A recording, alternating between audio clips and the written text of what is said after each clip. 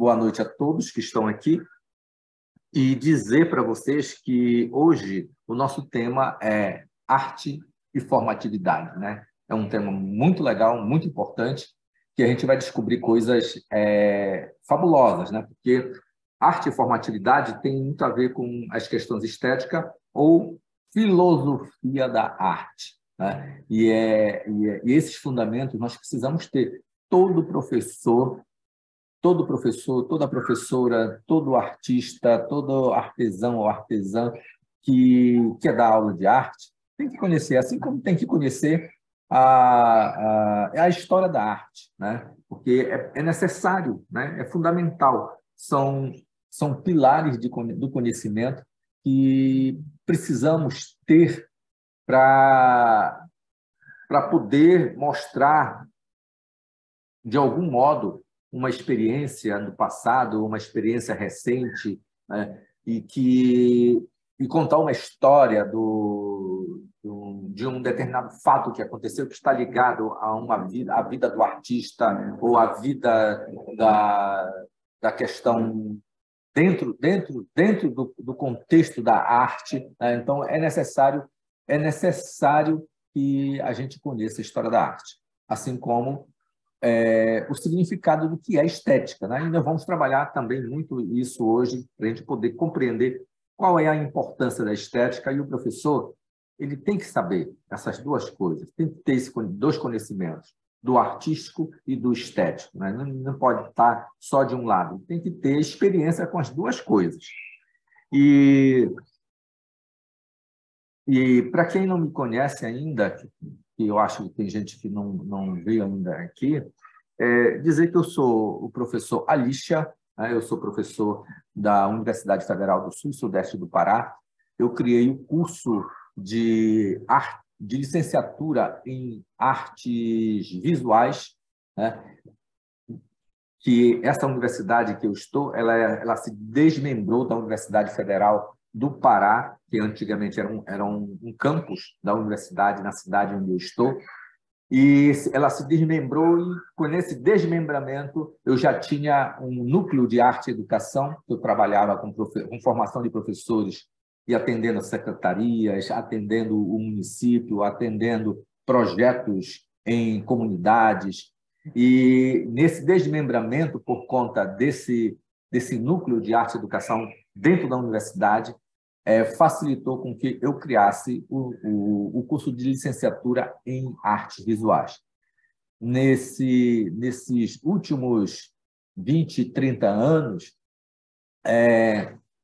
não teve nenhuma universidade que tenha criado curso de artes, porque não se dá assim a chance de que o privilégio de que o curso de arte ele é fundamental para a formação e que tenha mercado de trabalho para os professores, né? Então, a gente tem dificuldades de convencer as pessoas de que é importante, sim, arte, né? E eu estou a mais ou menos 500 quilômetros de um centro de formação de professores, que seria a capital Belém, e eu estou na cidade de Marabá, que fica mais ou menos em torno de 500 quilômetros, e em torno de mais de 250 mil quilômetros, né, da cidade de Marabá também não tem. 250 quilômetros, né, da cidade de Marabá também não tem nenhum curso, nem tem nenhuma universidade formando arte. Então, nós temos um privilégio de termos esse curso aqui, né? E dizer que eu sou especialista em arte e educação, tenho trabalhado mais de 40 anos com essa matéria, né? A arte tem me especializado cada vez mais, fiz mestrado, fiz doutorado, fiz pós-doutorado em artes visuais, e que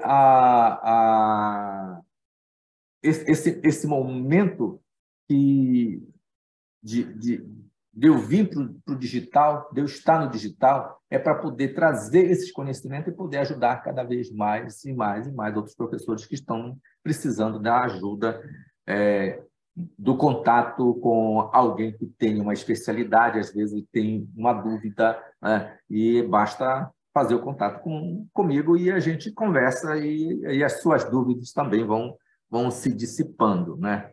Então, eu vou colocar os meus slides e vamos conversando, tá?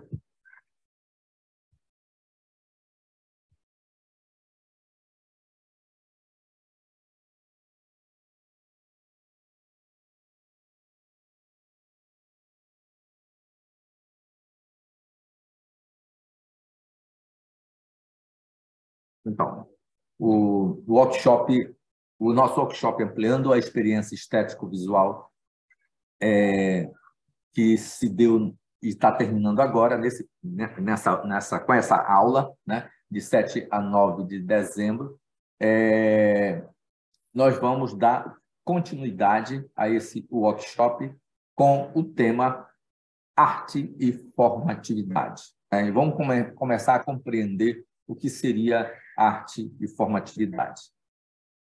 Arte e formatividade é a teoria da formatividade, né? Então, nós vamos falar da teoria da formatividade com exemplos práticos da prática da teoria da formatividade. Então, o que é a teoria da formatividade? Então, nada é mais do que a estética da formatividade. Então, nós estamos falando de estética, estamos falando da formatividade. Então, vamos entender esses dois conceitos que são importantíssimos para que a gente possa dar o nosso encaminhamento, tá? E dizer que arte ela é um conceito em que ela pertence à sociedade e, principalmente, é um conceito da sociedade contemporânea, muito mais moderna e contemporânea do que do passado que já é existente da humanidade, né? Porque os antigos, lá no Neolítico, na Grécia, em Roma, no Egito, né? Ou em outras civilizações antigas, eles não prestavam atenção para essa situação de que isso é arte. Não interessava para eles, porque tinha seus métodos, tinha as suas ideologias que se seguiam, né? Somente depois, já no Renascimento para cá, né, na Idade Moderna, para a Idade Contemporânea, que esse conceito arte começou a ser importante, né? Eu não vou contar essa história toda, porque a gente vai levar muito tempo para poder compreender sobre isso. Mas dizer que o conceito arte, ele sempre existiu, né? Tem momento que a arte desaparece. Às vezes as pessoas dizem assim, a arte morreu. Não, a arte não morreu. A arte ela continua existindo, só que os paradigmas, as ideologias, a filosofia ou o pensamento que fundava aquela concepção de arte num determinado momento da história, ela não tem mais valor para um outro momento da história. Aí, nesse sentido, a gente pode dizer, aquela arte morreu, agora vamos fazer outra arte, né? E a gente vai escutar isso, vai ler em livros essas histórias de que a arte morreu. Mas não é a arte que morreu, são as ideologias, alguns conhecimentos filosóficos que se transformaram em outros e que não existe mais aquele tipo de arte que existia num determinado momento da história da sociedade humana ou da história da arte, né? Então, a arte, nesse sentido, ela tem um conceito de liquidez, ela é líquida. Então, ela vai se transformando conforme a sociedade, conforme o tempo que vai passando, ela vai se transformando. Então, ela acaba tomando a forma, como ela é líquida, ela toma a forma daquela sociedade que ela estava existindo ali, né? Depois que aquela sociedade ela se desfaz ou se transforma em outra, ela toma outra forma e assim por diante. Então, a arte ela é líquida, ela vai adquirindo os seus conceitos conforme a necessidade da própria sociedade, né? E isso é um ponto importante de reflexão, porque vai fazer com que nós pensamos assim, existe vários conceitos de arte. Qual é o teu conceito de arte? Qual o conceito de arte do fulano?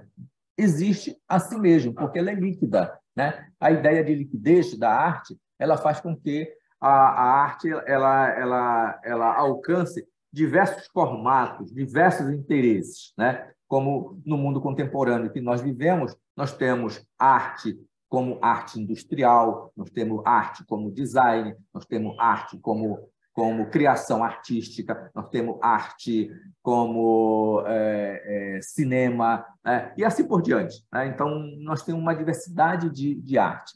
E a ideia aqui que nós queremos colocar é que nós precisamos de um conceito que possa nos dar essa liquidez, essas variações múltiplas, como a arte ela anda por esses diversos caminhos, né? Até porque vocês que estão aqui, cada um tem uma concepção de entender arte e elas são válidas, né? Elas não são inválidas, só que é necessário nós vermos em que sentido ele é pertinente, esse meu conceito, para isso que eu estou fazendo, né? Que pode ser que para o seu conceito, isso que você está fazendo é pertinente, mas para o meu conceito ele não é pertinente porque ele não se adequa a esse conceito no meu trabalho em que eu estou realizando, né? É igual como, por exemplo, alguém diz assim, você é desenhista?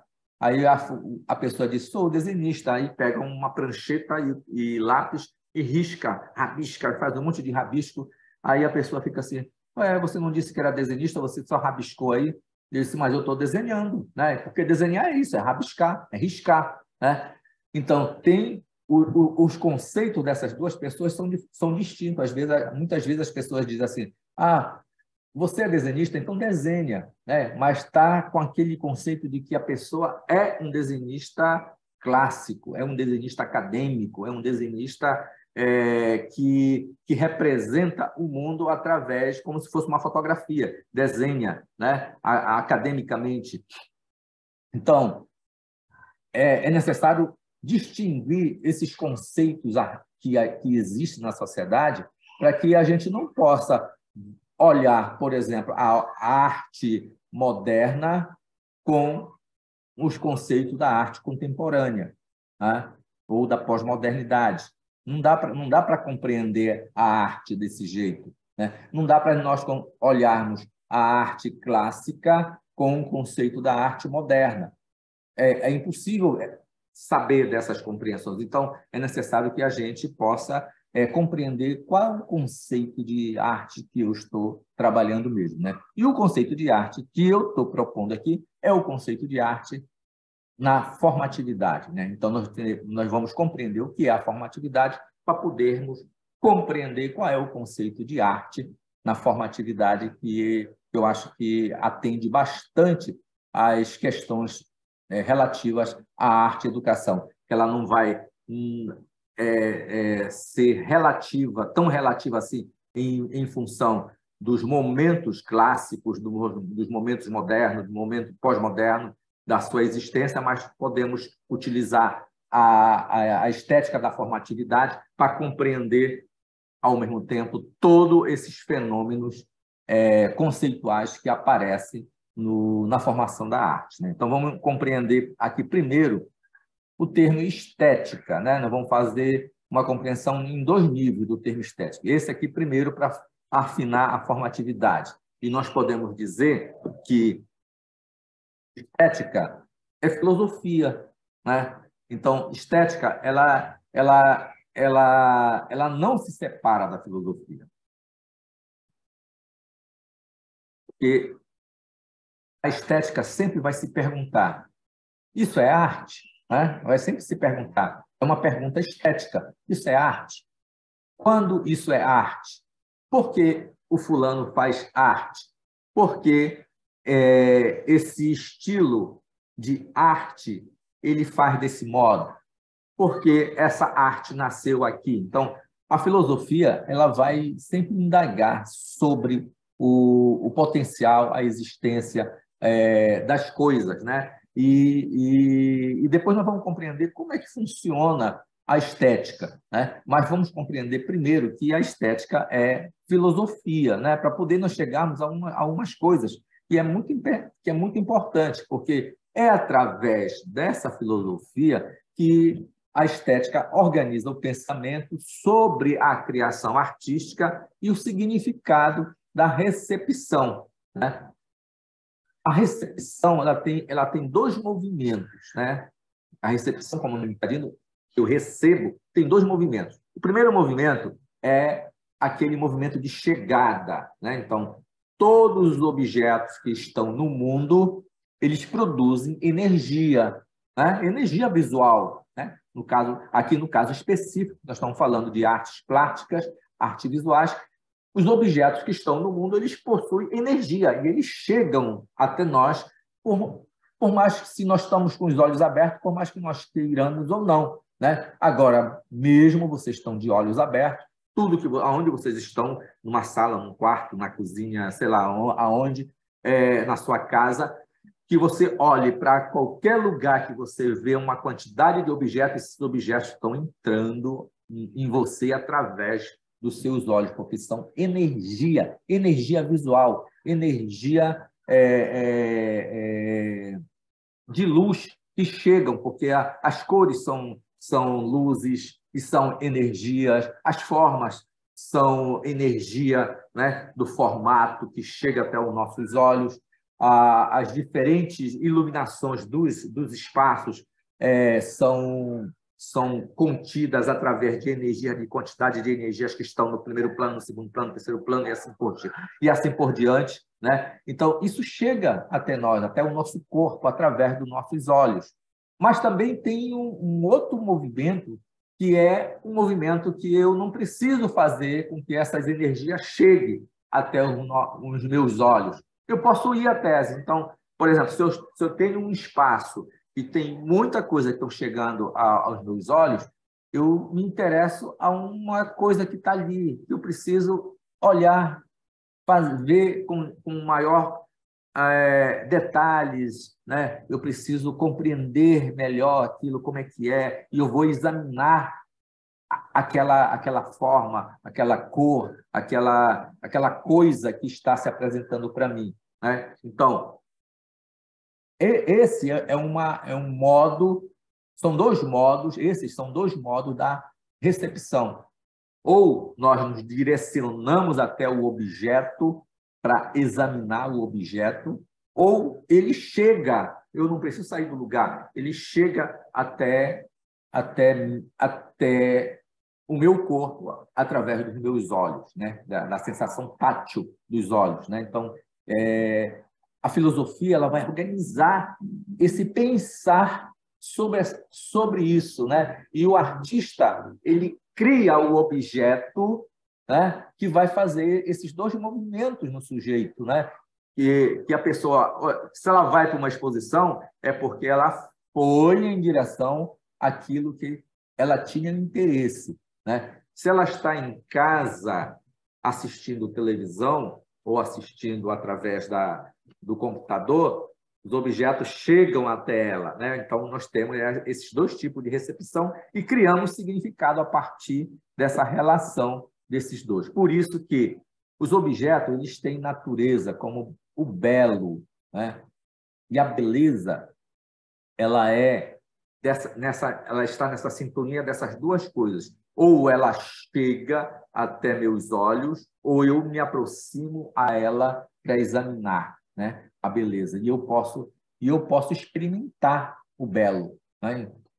Só que tem determinadas qualidades, né? Segundo a premissa kantiana, o belo ele é algo que não é inútil, né? Ele é gratuito, né? Como quando você está no jardim, você cuida de rosa e tudo mais, e de repente desabrocha uma flor e você chega lá, fica encantado com aquela beleza, com aquele perfume, com aquele cheiro daquela flor ou daquela rosa que desabrochou ali, e, e aquilo você experimenta, né? Nos seus sentidos, nos seus... E aquilo cria um significado para você, né? Mas ela não tem nenhuma praticidade na vida do seu cotidiano, ela não serve para nada, né? Então, o belo não serve para nada, né? Tem outros tipos de belo, eu estou falando de um tipo de belo espontâneo, de uma beleza espontânea, que não é aderente. O belo aderente é um belo aplicado. Então, é tipo assim, você vai comprar um sapato, mas você não compra qualquer sapato. Você compra um sapato que te agrade, né? Que você ache bonito, né? Um sapato que tenha um grau de beleza para você, porque você quer se sentir belo ou bela naquele sapato, né? Então, esse tipo de experimentação é aderente, né? Então, aderente porque é um belo aplicado. Ele é aplicado por quê? Porque ele é útil, né? Ele vai ser útil porque você vai utilizar, vai usar aquele objeto, né? E assim como se faz a roupa, o óculos e qualquer outro objetos que são industrializados, eles têm o belo aderente. E agora tem esse belo da rosa, né? Que ela desabrochou e você se encantou, é gratuito, não, é um sentimento que você cria, só você e aquela rosa, não é mais para ninguém, né? Então, assim também é a relação da mãe e filho, né? Ou do pai e filho, que se estabelece.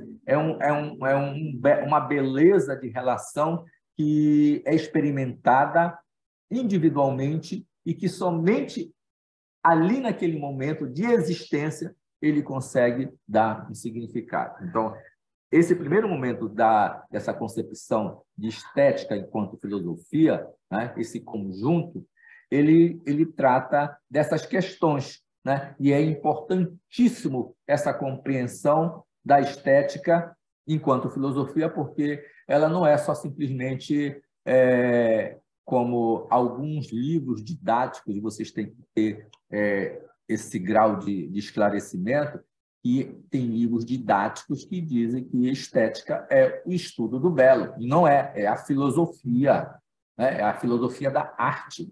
Tá? A outra palavra desse conjunto da estética da formatividade é a formatividade. Como o nome diz, forma, ele vai buscar na palavra forma, né? E essa palavra forma, ela tem uma relação com um conteúdo, né? E a forma ela é inseparável do conteúdo. Vejam só, a palavra garrafa, quando eu falo garrafa, imediatamente vem na cabeça de vocês uma imagem de garrafa, né? Uma experiência, porque vocês já tiveram tantas experiências com garrafas diversas que você tem sempre uma ideia de uma garrafa na cabeça, que foi uma garrafa que talvez chamou muita atenção a você e ela está ali, de imediato. E se você for pensar em garrafa, você vai começar a pensar em várias formas de garrafas. Aquela imagem garrafa é a forma, né? É o desenho da garrafa. E a palavra garrafa é o conteúdo. Então, quando nós falamos garrafa, a forma garrafa e o conteúdo, que é a palavra garrafa, elas são inseparáveis, né? A gente consegue separar, mas para conseguir o significado dela, elas são inseparáveis. Não dá para separar, né? A não ser que eu tenha uma palavra estranha de uma outra linguagem que eu não conheça, né? E que eu fale de qualquer jeito para me referir a um pensamento meu e não comunica nada, né? Então, para que possa comunicar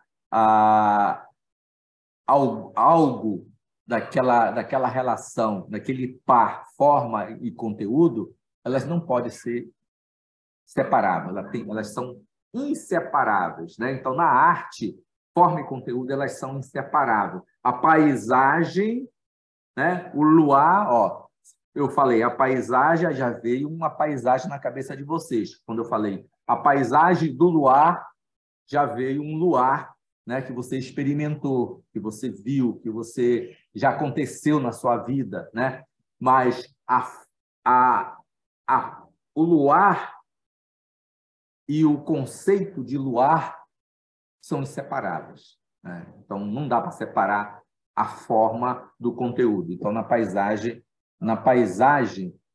a forma e o conteúdo elas são inseparáveis. O tema, como é tratado, né, que seria o tema e a paisagem, e a forma, a paisagem, o desenho, como ele é feito, né? Então, nesse sentido, a forma é um organismo, né? Ele é um órgão, né? Ele é algo que é vivo. A forma é viva. Isso é importante a gente começar a pensar. A forma é viva, né? Então, quando um artista está pintando uma tela ou fazendo uma escultura ou fazendo cerâmica, a forma que ele está fazendo, ela é viva, porque não é só o sentido que ele quer, através do conteúdo, fazer com que ela seja o que ela vai ser, né?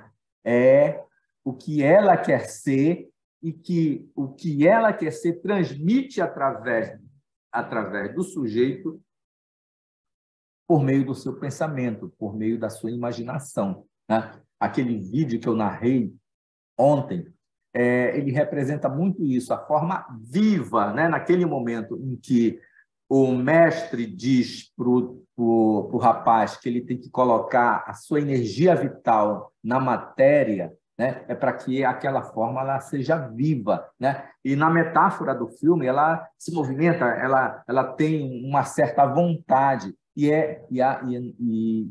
psicologicamente a forma tem uma certa vontade, porque elas nos encaminham, elas nos levam a fazer coisas que às vezes nós não queremos fazer, mas acabamos fazendo porque ela está dizendo que ela quer seguir esse caminho, né? Quem trabalha com arte sabe muito bem o que eu estou dizendo, porque começa a sentir que a forma é viva, realmente ela é viva. A gente conversa com a forma, né? Tem um momento que eu paro de pintar, que eu estou pintando uma obra, eu paro, vou olhar a obra, vou conversar com ela para saber qual é o caminho que eu tenho que seguir para continuar aquela pintura, né? Então, como forma viva, ela tem vida própria, legalidade intrínseca, autonomia, valor. Ela é fechada e é aberta. A obra é fechada, né, quando os significados que são codificados nela, a maioria das pessoas consegue identificar. Ela é aberta quando o significado que está nela, cada pessoa que olha, que aprecia, diz o que é, né? É múltipla, tem múltipla interpretação. Quando a interpretação é só de uma forma, ela é fechada, né? Como, por exemplo, o luar. Se eu tenho uma paisagem de um luar, quando eu olho e você olha e o outro olha, todo mundo diz assim: ah, isso é um luar. Fechou. A forma é fechada. Quando eu olho uma obra uma obra abstrata, como aquela do Kandinsky, que eu mostrei para vocês aqui, cada um diz uma coisa. Ninguém chega a um consenso. Cada um interpreta de um jeito, cada um diz o que é isso que eu estou vendo, o que representa para mim, que lembranças me traz, né? E, então, quando a obra ela produz uma diversidade de interpretações, ela é aberta. Então, o organismo ela é viva por isso também, né? Ela tem um caráter dinâmico. A forma tem um caráter dinâmico. Ela se transforma até ela alcançar um êxito, né? Então, enquanto nós estamos trabalhando com ela, né? Vamos supor que nós estamos trabalhando com recorte e colagem. Estamos colando, recortando coisas, montando e tal. E e você começa a perceber assim, não, isso não está legal, aí você destrói uma parte, reconstrói outra, ela vai se transformando, até que chega num ponto que você diz assim, uau, é isso que eu queria, né? Mas não é só você que queria, é que ela também queria, porque tem uma relação psicológica aí entre a forma que se forma e o pensamento que forma, né? Então, são duas coisas, uma que está fora e outra que está dentro. Então, esse pensamento que dialoga com aquilo que está sendo feito, ela vai se transformando. Então, é isso que é formatividade. Quando nós falamos estética da formatividade, nós estamos falando como é que eu compreendo esse fenômeno esse fenômeno criador, esse fenômeno de ler uma imagem, de ler um fenômeno que me faz pensar numa diversidade de coisas e agir com ela como se eu estivesse agindo com algo vivo, com alguma coisa viva, né? Então, esse conjunto de forma é chamado de formatividade. Então, a formatividade ela é a união inseparável da produção e invenção, né? Duas palavras, dois conceitos aqui super importantes para nós podermos compreender a formatividade. Existe a produção e a invenção, e a produção e a invenção elas são inseparáveis, porque a produção é executar algo, né? Seja através da argila, seja através do mármore, seja através da pintura, seja através da aquarela, seja através da colagem, seja através da construção de coisas, né? Está executando. É um ato de mobilizar algo, né? De transformar uma coisa em outra coisa, por isso que é plástico, né? Transforma a argila, que é a matéria bruta, em um objeto de argila, uma escultura, uma caneca, sei lá, um passarinho, né, de argila, transforma essa argila em alguma outra coisa. Então, essa transformação, né, de uma matéria, da mesma matéria em uma imagem, que é a execução, que é a produção, ela é plástica, né? Por isso que ela contém essa transformação. Mas, para isso, é preciso inventar.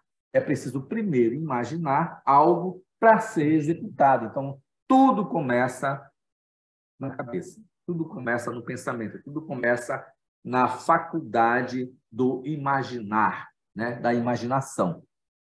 E é por isso que a gente diz assim, que tudo que está aqui, ó, em torno de mim, em torno de vocês aí, onde vocês estão sentados, o computador, tudo, um dia foi imaginação, né? Então, isso um dia foi imaginação e que se cristalizou de alguma forma, né? Através da produção, da execução, através da formatividade. E uma outra coisa que é importante, e pedagogicamente falando, aqui, essa importância, produção e invenção, ela se dá pelo ato de que, para que a pessoa possa produzir, ela precisa se educar. E para que a pessoa possa inventar, ela precisa experimentar e acumular experiências, porque sem esse acúmulo de experiência, ela não consegue produzir, ela não consegue inventar, ela não consegue executar, ela precisa de uma materialidade para que aquilo se cristalize no mundo real, no mundo concreto, né? Mas ela nasce dessa relação, mas é necessário que haja um ato educativo para que essas coisas comecem a acontecer. Por isso que não existe um dom, né? Porque não existe uma pessoa... Aqui na formatividade, nós não acreditamos em dons, né? Porque as pessoas elas não nascem formadas, elas vão se formando ao longo dos seus acúmulos de experiência quando ela experimenta, né? Então, à medida que ela vai experimentando o mundo, ela vai formando, ela vai criando a formatividade, ela vai exercitando a formatividade ao longo da existência dela, né? Então, quando nós trabalhamos em sala de aula que você diz assim, desenhe qualquer coisa, né? É muito contrário à formatividade, porque não é desenhar qualquer coisa, né? Não é pedir ao aluno ou à aluna que desenhe qualquer coisa, ou então que faça qualquer coisa, né? É necessário que faça aquilo que nós fizemos no final da aula de ontem. Explora as possibilidades, né? Experimenta, descobre essas possibilidades e cria, né? Aí sim, aí ela pode fazer, né? E nesse momento, esse momento de começar a fazer algo, né? Basta ter argumento para se fazer algo, né? Não precisa estar inspirado, não existe inspiração, né? Inspiração é um conceito muito romântico, e para a formatividade, essa ideia de inspiração não existe. É mobilizar. Então, vamos criar poesia? Então, começa a escrever, né? Vamos criar um desenho? Começa a desenhar. Vamos criar um retrato? Começa a fazer o retrato, né? Então, a ideia é essa. Oi?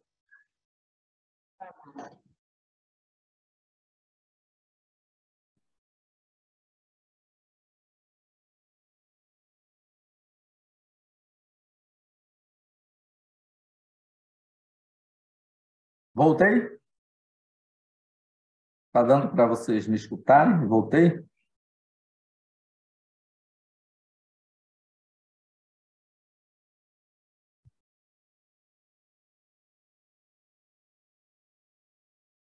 E aí, Gabriel, eu voltei? Já estou no ar? E caiu a minha internet?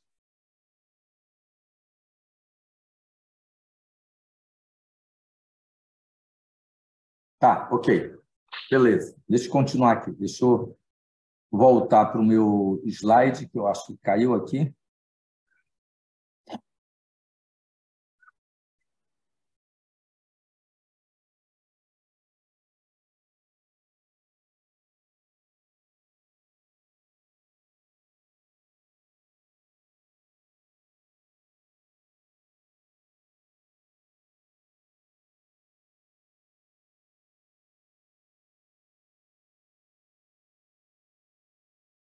Né? Então,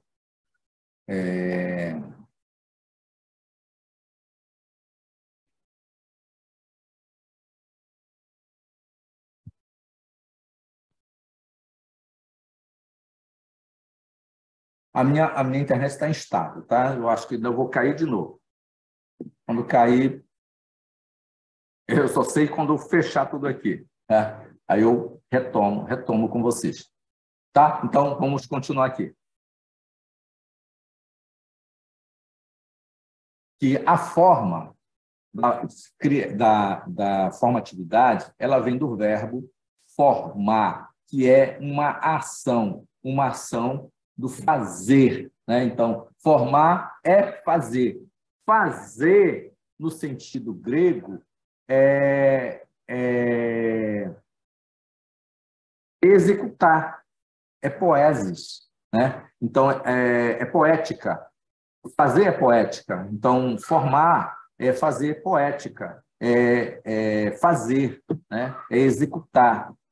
E que é inventando, olha só, é inventando ao mesmo tempo um modo de fazer. As crianças fazem isso com muita facilidade, porque elas estão livres dos conceitos. É nós que colocamos conceitos estereotipados na cabeça das crianças, mas elas inventam coisas que, ao mesmo tempo, é o seu próprio modo de fazer. E você vai ver a mesma criança criando alguma coisa parecida com a outra, mas não é a mesma coisa que fez a outra. Assim que é o artista, né? Ele cria, ele inventa, né? Inventar é buscar algo original, algo algo especial para si, né? E, ao mesmo tempo, um modo de fazer, o seu próprio modo, né? Ele quer o seu estilo, a sua maneira, né? Como é que ele se reconhece? Como é que a gente reconhece o Van Gogh? Né? Van Gogh não fez só aquelas linhas todas coloridas o tempo todo na vida dele, né?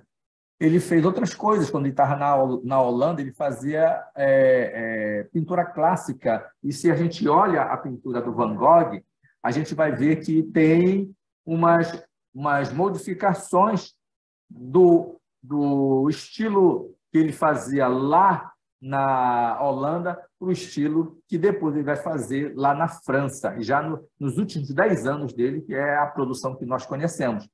Então, ele criou o estilo, Gauguin da mesma forma, Picasso do mesmo jeito. Se a gente for olhar os artistas, eles têm diversidade de estilos, só que alguns são mais divulgados que o outro, e dizer que esse aqui é o estilo do fulano, esse aqui é o estilo do Beltrano, né? Então, é um modo de fazer dele. Então, em cada momento que ele vai fazer, ele cria um modo dele de fazer, né? E isso é realizar, esse inventar, ao mesmo tempo, o seu próprio modo de fazer é realizar. Então, a formatividade, ela executa e ela realiza através da invenção. Tá? Então, esse realizar por meio do ensaio em direção ao resultado. Então, o que vale muito na formatividade é o processo, é aquela descoberta, aquela exploração, aquela experimentação que nós falamos ontem, é o que vale muito na formatividade. Por outro lado, o conteúdo que faz parte dessa formatividade é a vida da arte, é a expressão de quem cria algo, a personalidade do ato de fazer, um modo de fazer, o estilo, o espírito, né? Então, o estilo no conteúdo é o seu espírito, né? Então, o conteúdo ele decide assim, eu vou fazer retrato, é meu tema, é o retrato, retrato de pessoas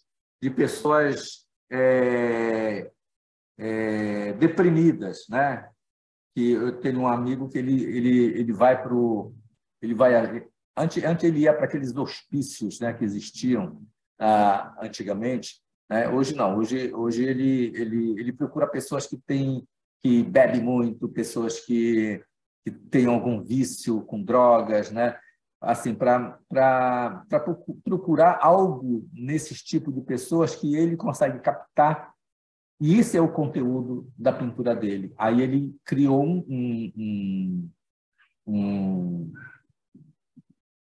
uma série que ele chama de Retrato d'Alma, onde ele vai buscar a alma daquelas pessoas. Ele não quer pessoas que são bonitas na mídia, né? Porque para isso não é interessante para ele. Ele quer algo que seja expressivo. Então, onde é que ele vai buscar? Nesses tipos de pessoas, né? Ele vai buscar coisas que possa alimentar o pensamento dele e que ele possa se exigir de interpretar a alma dessa pessoa. Então, esse é o conteúdo dele, né?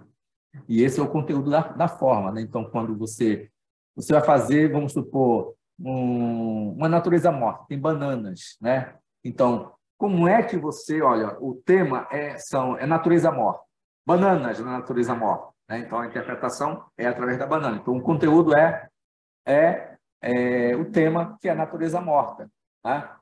E vai se expressar através da forma para alcançar um estilo seu através do pintar a banana, né? E não pode ser qualquer banana, tem que ser bananas que te passe um sentimento, uma emoção, para que você possa captar o conteúdo e transferir isso através da forma. Para isso é necessário a matéria, né? Então, qual é a matéria? Qual é o material que você vai executar, né? A pintura, se for modelagem, se for pintura em tela, é óleo sobre tela, é acrílico sobre tela, se for no papel, é aquarela, é guache, é nanquim, né? Então, qual é a matéria que vai ser utilizada para transformar essa matéria bruta numa expressão artística, né?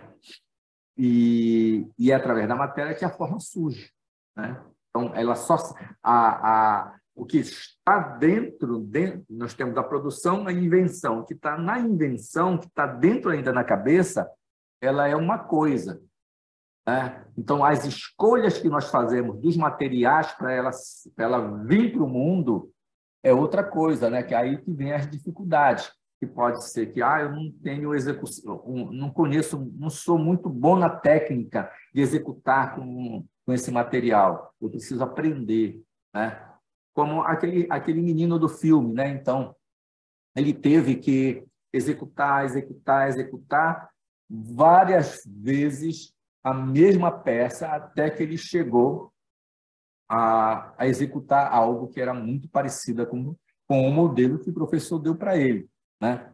E o que foi que ele fez? Que através da matéria ele fez surgir a forma, né?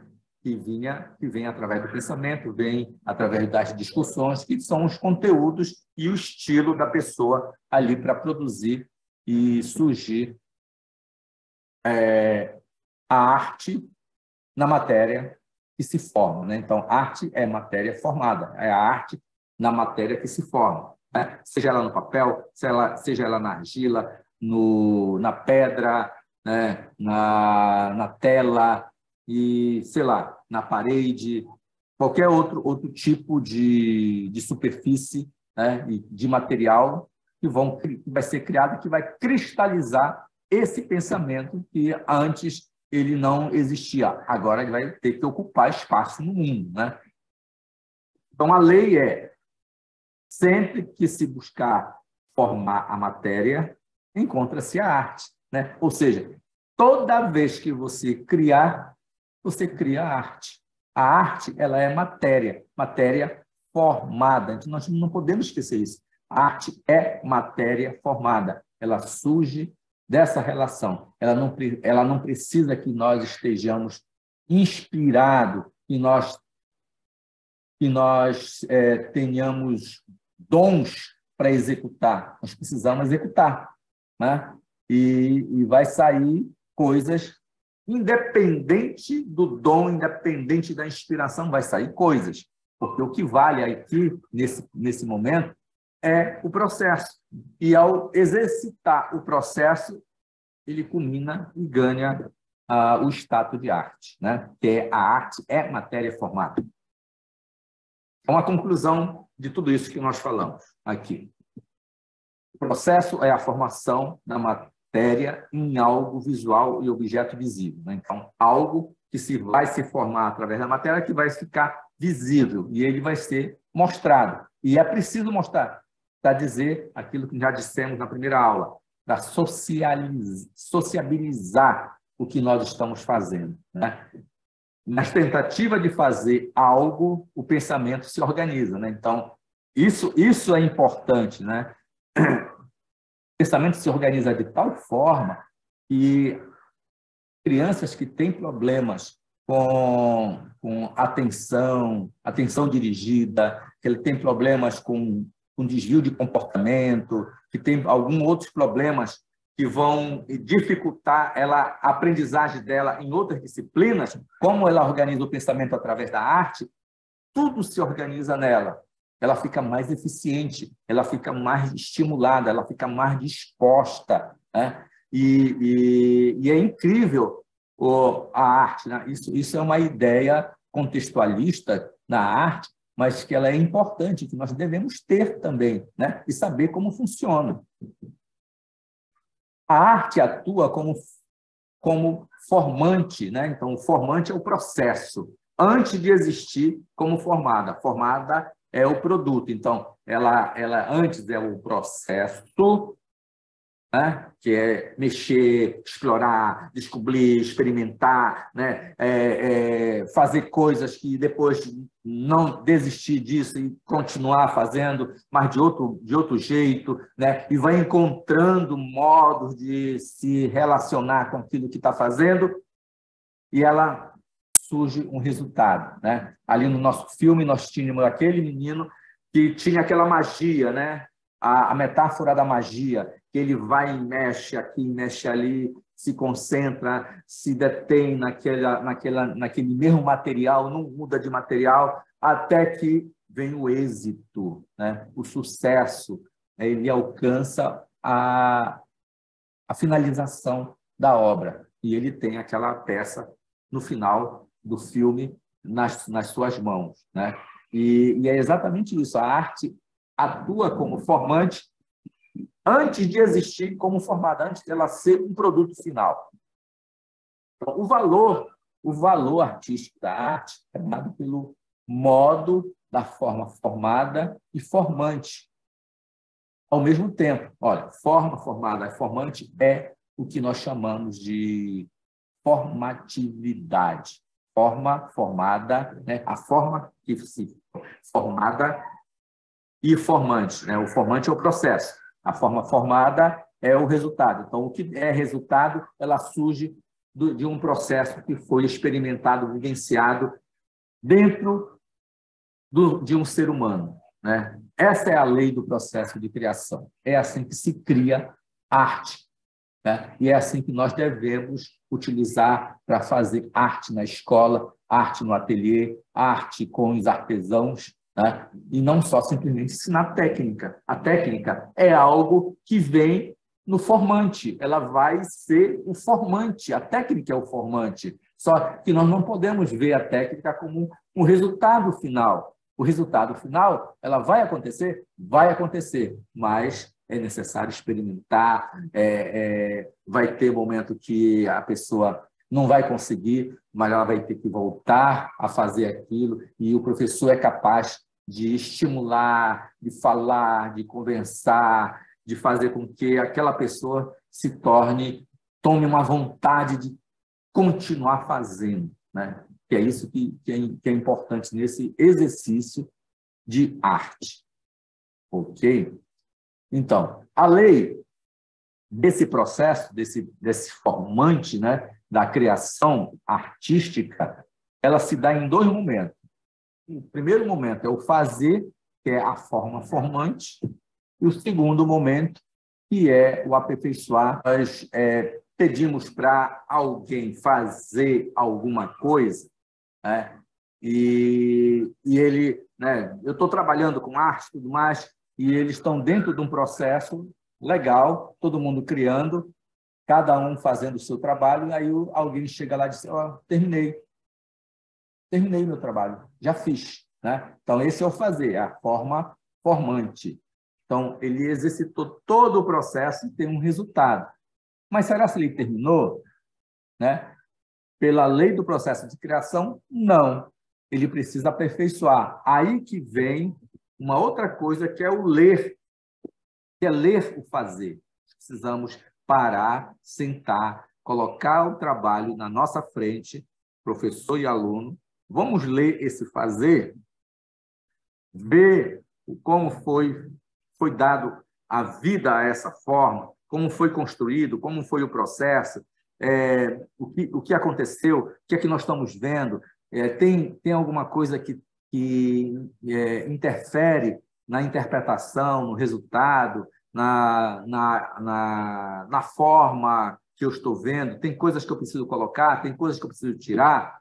Então, esse ler, como a obra quer ser, como ela está se transformando, é julgar o processo das coisas que foram feitas ali, né? Então, nesse momento, ele é importantíssimo. Não é um momento que acabou, tá? É um momento ainda que vai se desenvolver, para depois chegar, depois que fizer toda essa leitura, aí a gente concorda assim, tá certo, está faltando eu fazer isso aqui, eu deixei respingar um pouco de tinta ali, eu tenho que tirar, eu preciso de uma textura melhor disso aqui, eu preciso pesquisar uma textura para colocar nesse espaço aqui, e essa daqui não é muito interessante para o que eu estou fazendo e tudo mais, né? Então, aí eu parto para esse aperfeiçoar, que é onde eu vou colocar as coisas que eu listei agora para fazer a forma formada. Aí sim, quando eu fizer essa interferência, eu fizer essas mudanças, aí eu cheguei ao aperfeiçoar, porque é aí que eu estou dizendo, agora a minha arte está plena, né? Essa é a lei do processo de criação, fazer e aperfeiçoar. Aí vamos trabalhar agora para pensar, para completar esses pensamentos sobre a formatividade da percepção estética na arte, né? Na arte da formatividade, né? E primeiro vamos pensar no processo da estética. O que é a estética? A estética é uma palavra grega que foi descoberta, na verdade, ela já existia, essa palavra, ela foi descoberta pelo filósofo Baumgarten, né? A minha conexão está querendo cair de novo. Sensação, que quer dizer sensação dos sentidos corporais. Como sensação dos sentidos corporais, a estética ela é visão, audição, olfato, tato e paladar. Então, são os 5 sentidos que se manifestam para receber, para criar esse sentido de estética, né? Quando Baumgarten estava procurando essa palavra, ele estava estudando o gosto das pessoas do século dele, né?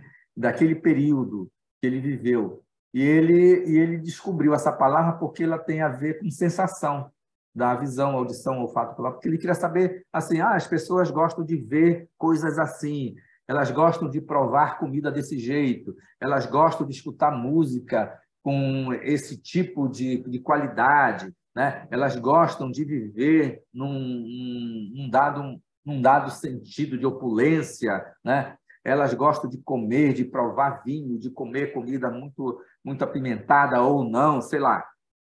Ele estava se questionando sobre essas questões, né? E ele vai encontrar a palavra estética para representar essa ideia, né? De que estética é isso, né? Estética é exatamente essas relações sensoriais que nós temos com as coisas, né? Por isso, aquilo que eu falei para vocês ainda há pouco, que um dos movimentos da estética é receber a recepção, né? É receber as coisas no nosso corpo. E aqui, nesse primeiro momento, a estética é isso, receber as coisas no corpo, né? E é responsável de receber energia vibracional que vibra no nosso corpo, a energia sensorial, visual, a energia auditiva, olfativa, tátil, palativa, né? Então, as energias elas vibram e chegam até nós. Esse conjunto de vibração é chamado de sensibilidade. E a sensibilidade é definida como a capacidade de receber sensações. Então a pessoa que recebe muitas sensações, ela tem sensibilidade mais apurada, mais refinada. A pessoa que recebe poucas sensações, ela tem a capacidade de sensibilidade menos apurada, é menor, né? Então, quanto mais a gente apurar a nossa sensibilidade, mais sensíveis nós vamos ser e vamos encontrar significados maiores, cada vez maiores. E quem é que faz isso? A arte. A arte é capaz de fazer isso, né? Porque a visão, a audição, o olfato, o paladar, o tato, eles criam um repertório, cada um desses sentidos, visão, audição, olfato, tato, paladar, ela cria na nossa cabeça, no nosso cérebro, repertório da visão, repertório da audição, repertório do olfato, do tato, paladar, e hoje nós sabemos também que esses repertórios dentro da gente, eles se comunicam, né? Só como exemplo, basta você colocar a sua mão debaixo da mesa que você não está vendo e sentir os volumes, sentir as coisas que estão embaixo da sua mesa sem você olhar, né? Você é capaz de descrever através do tato. Então, a visão ela se comunica com o tato, né? E nós temos um outro exemplo, uma pessoa que perdeu os sentidos da visão, ela, através do tato, ela consegue se comunicar e consegue entender o mundo. Ela perdeu apenas o sentido da visão. Os outros sentidos estão nela.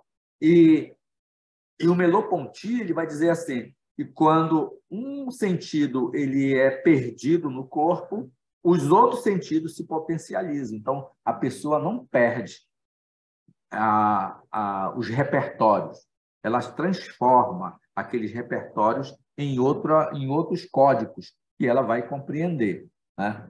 Então, esses repertórios eles são responsáveis pela imaginação, né? Então, todos esses sentidos, quando eles apurados, cada vez mais que eu faço experiências com as artes e mostro obras de arte, mostro paletas de cores, mostro experiências que meus alunos possam fazer de matizes de cores, produzir matizes de cores, eu vou ficando cada vez com a minha visão mais apurada.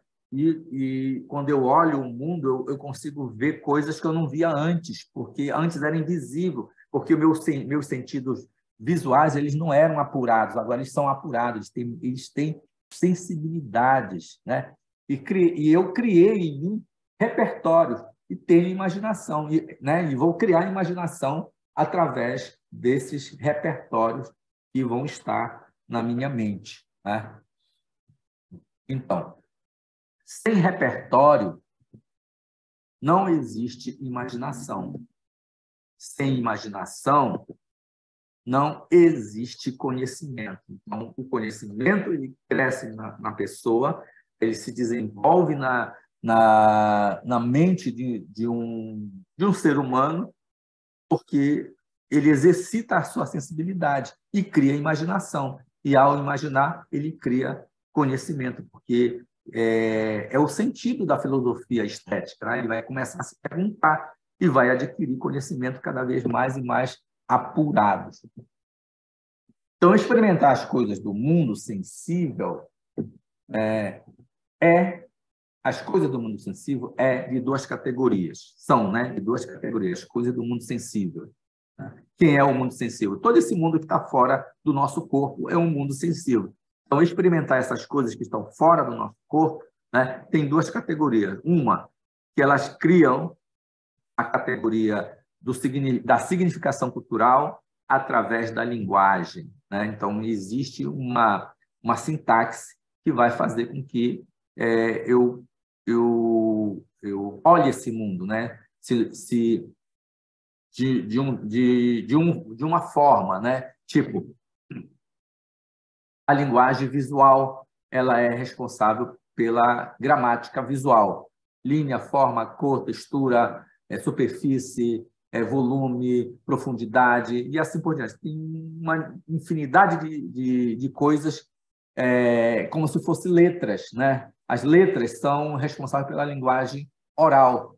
Então, essas letras, elas juntas, elas produzem palavras, sílabas, depois as sílabas produzem palavras, palavras produzem textos, né? Frases, depois as frases produzem textos, parágrafos, texto e tudo mais, né? Cria-se uma linguagem oral, né? Uma linguagem falada, uma linguagem, né, codificada através de letras.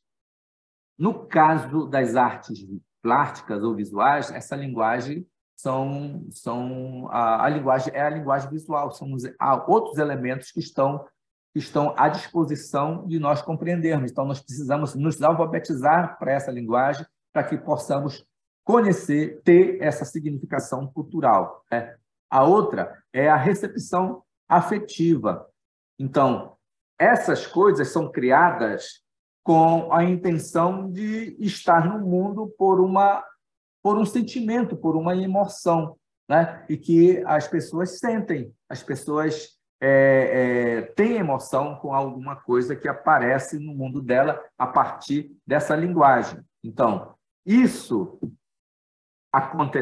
que acontece no nosso dia a dia, né? Ela é chamada de estética do cotidiano. Então, a estética do cotidiano são todos os elementos que têm significação cultural, que pertencem a uma linguagem, que promove sentimento e emoção e que fazem parte do nosso cotidiano, né? Que é arrumar a mesa para o almoço, para o jantar, né? Criar um ambiente com luzes na sala, no quarto, né? No banheiro, no jardim, né? Então, essas coisas que faz com que eu me sinta mais emocionado para fazer, ela faz parte da estética do cotidiano, né? Ela não é a grande obra de arte feita pelo artista, mas é feita por pessoas comuns, né?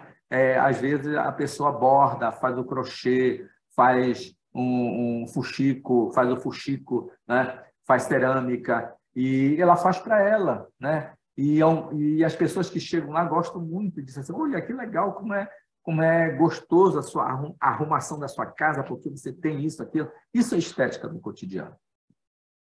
Então, a lição pedagógica, com tudo isso que nós falamos, da formatividade e da estética, é que quanto mais experiência significativas anteriores tivermos, mais acessíveis e criadores seremos. Nós vamos ser mais criativos quanto mais experiências nós tivermos no mundo, né? Então, o professor tem que promover essas experiências significativas para os seus alunos, para que eles possam ter experiências sensíveis, para que eles possam ser criadores, porque quanto mais imaginação ele tiver, mais criativo eles vão ser, né? E isso é o princípio que nós chamamos de educação estética ou educação através da arte. Tá? E assim a gente termina aqui a nossa aula, esse conteúdo, tá? De hoje.